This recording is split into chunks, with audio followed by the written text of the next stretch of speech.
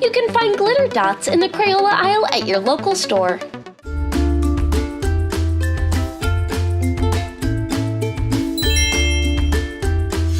guys, it's Sandy and JJ, and today we're making squishy balls! So you might not know what squishy balls are, but I love using them after dance to help me relax. In order to make a squishy ball, you need, and most importantly, the glitter dots! I'm going to be using the glitter dots bold color! I'm going to be using the glitter dots tropical colors! You're going to open it up and put your favorite glitter dots in there.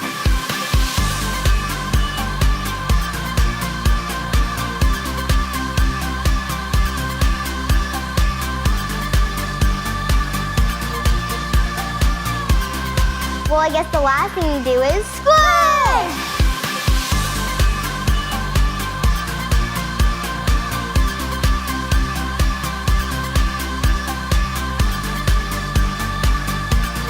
Wow, this is so satisfying. Whoa!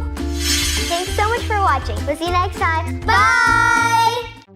You can find glitter dots in the Crayola aisle at your local store.